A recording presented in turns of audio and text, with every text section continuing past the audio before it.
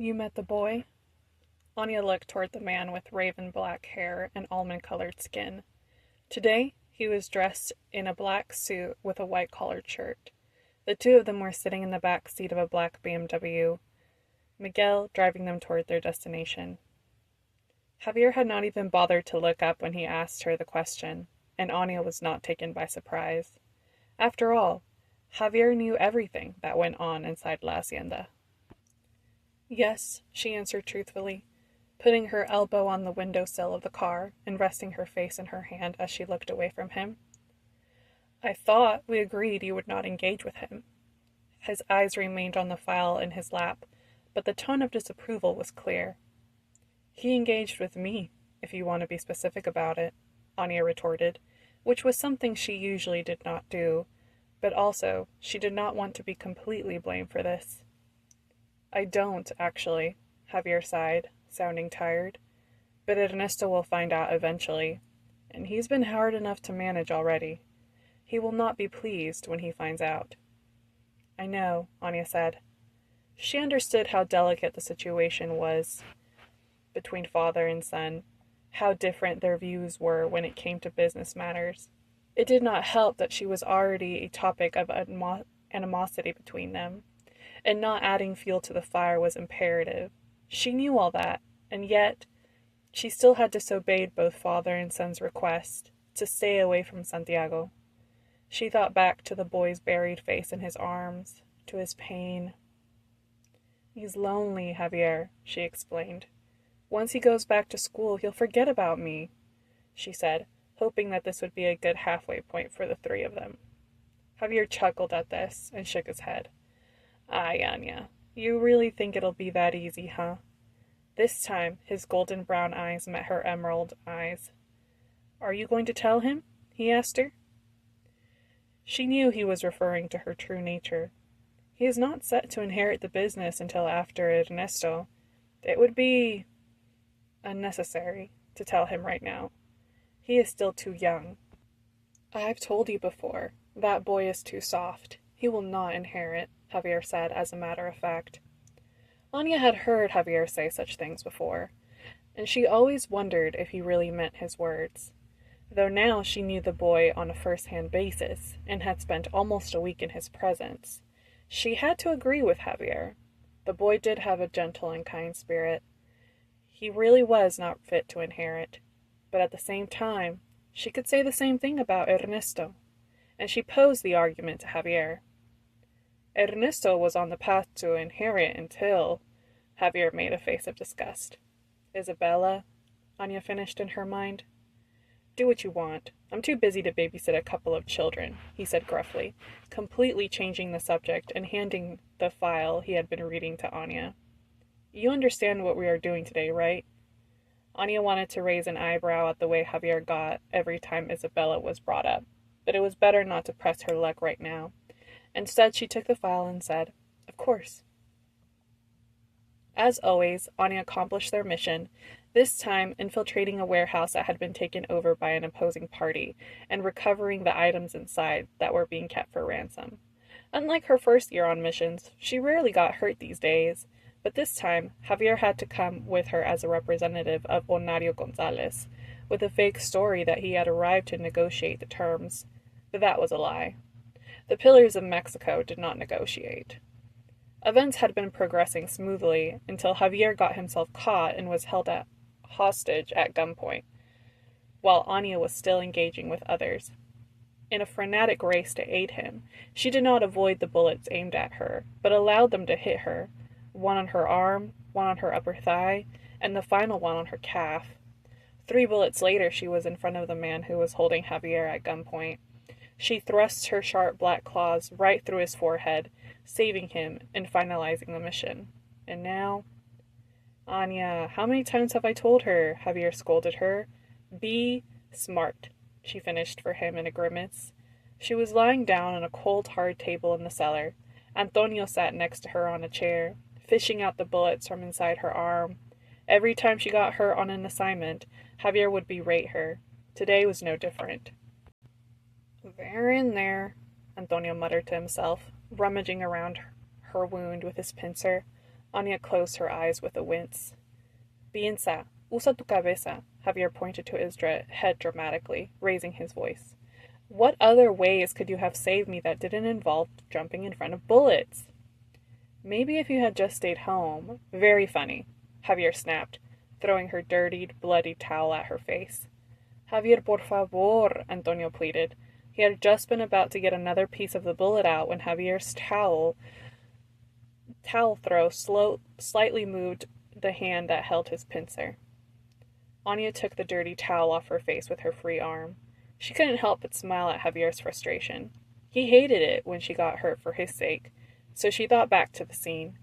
Her wrist was being held captive by the opposing party, she couldn't use her gun, and her katana was too long. But she could have... I guess I could have thrown my knife, she responded. Exacto, Javier huffed. Why bring them if you're not even going to use them? She was about to retort that she did, in fact, use them when she wasn't under the pressure of having to save his life, but he was suddenly peering over her, his face furrowed with concern. I know you think you're invincible, but that doesn't mean you shouldn't take care of yourself or avoid injury whenever possible. His tone turned gentle. I know. I'll use the knives next time, she smiled at him. Okay, let's take the next week off while you recover, Javier said. You know it won't take me that long, Anya returned. I wasn't saying it for you, Javier said cheekily. I'm 50 years old now. I need at least a week to recover after moving the way I did today. And he touched his back and walked out the door, giving her a smile as he left. A few more painful moments later, Antonio bandaged her up, poured her a bag of animal blood into an aluminum cup, and sent her on her way. She limped across La Hacienda, thinking that the best thing that she could do for the next couple of days would just be to sit down and read, so she wouldn't have to pathetically hobble around La Hacienda for all the servants to talk and whisper about the way she got injured this time. It wasn't as though she wasn't used to the stairs. She was. She had been at La Hacienda for 6 years now, and she had always been the talk of the household, especially when she first arrived. Javier del Toro bringing home a pale girl with silver hair from Romania to live with him under his roof in Mexico raised a lot of questions. It did not help that Javier was constantly with her during her early days at La Hacienda, hardly ever leaving her side, which Anya later learned was considered unusual for Javier's nature. Rumors got worse in her 3rd year at La Hacienda, when she began to travel with Javier on missions, and he would take her and only her, which shocked his whole security detail. The scandal of Javier del Toro taking an 11-year-old girl, and only an 11-year-old girl, on his missions set the whole hacienda on fire with whispers. His entire household thought he had gone crazy, but then the two of them accomplished assignment after assignment, at times coming home battered and bruised, but alive, sending the household in an even greater frenzy. Rumors started to fly that Anya was a witch, who hailed from the tall and snowing mountains of Romania, and Javier, being power-hungry, went to find her and made a blood pact with her. Anya laughed at this when she heard the rumors initially, but she guessed they weren't too far off. Javier had picked her up in Romania, and they had made a pact, though not a blood one. They earned themselves a fancy little nickname too, La Bruja de Plata y el Toro Rojo. Anya was worried about that at first, the way the rumors seemed to spread like wildfire about them. In her previous world, it was imperative that vampires keep their identity hidden to avoid exposure, and she worried about what the constant talk would eventually reveal about her true nature. When she confessed this thought to Javier, he just waved her off and told her not to worry, saying, Mexico is a country of superstitious peoples. Plus, we want them to talk. It gives us more power this way. She tried to relax at his words, but really, it was not so much the humans finding out about her that worried her, but... Red eyes flashed in her mind, and she shivered. She did not want the word to get back to him. Anya had told Javier about her past, but not all of it, not truly. 6 years, and she still kept the real reason why she had been in that dark alleyway hiding. He knew she had lost her family, but not why, not how. She didn't want to frighten him, but more than that, she didn't think it was necessary. After all, she couldn't believe that he would still be looking after her, after all these years. She had, after all, been of no consequence to anyone in her past life. But you could never be too careful.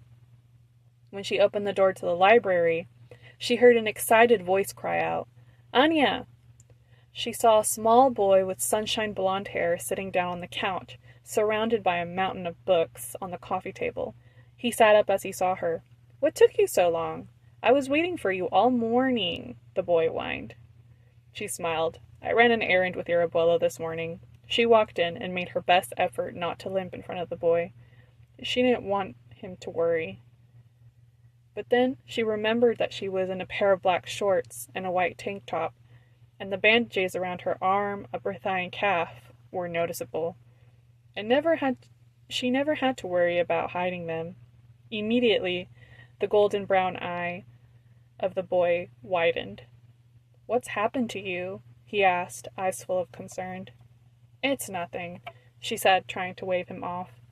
"I had a bad fall is all, but Antonio fixed me up." Santiago was still looking at her injuries, with a worried and unsure look on his face. "Do they hurt?" he asked.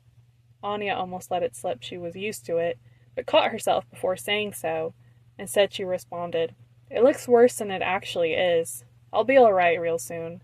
Which was true. It was Monday, and by Wednesday her injuries would be almost gone, as though they were never there. Santiago was still looking at her uneasily, and then he did something Anya did not expect. He reached out his small, delicate hand and lightly touched her bandages. "I'm sorry you got hurt," he whispered quietly, and it almost seemed as though he was going to cry. His kindness at such a young age overwhelmed her, and she found herself reaching a hand out to him, laying a pale hand on his blonde hair. It was silky, and she could smell the flower-scented shampoo from where she was sitting. "You have nothing to worry about," she told him, her smile gentle. She saw the way his face went red at her touch. "Now tell me what you brought me today." Face still flushed, but excitement growing in her eyes. At her question, Santiago replied, "These are my favorite comic books. Do you like Spider-Man?" She spent the next couple of hours resting her injuries and learning all about Spider-Man and his different abilities. Later, Santiago wanted to take her to the media room to continue his lesson on Spider-Man with visuals. She was surprised again when she got up and found him positioned underneath her arm. He was much shorter than her, his head barely reaching her chest, but still wanting to support her as she walked. It moved her. "I'll help you," he mumbled, cheeks rosy. She smiled warmly and let him support her on their walk to the media room. She hated to admit it to herself, but she had enjoyed the last couple of days, basking in his sunny and gentle nature, feeding off his childlike energy. Despite his hardships, he always had a smile ready for her, and could spend hours talking to her energetically about his favorite hobbies. It warmed her heart and made her beam. She just hoped that her friendship with the boy would not cause too much trouble with Ernesto. What the hell is going on here? Her heart sank as Ernesto stood in the kitchen, looking at Anya with wild and dangerous eyes.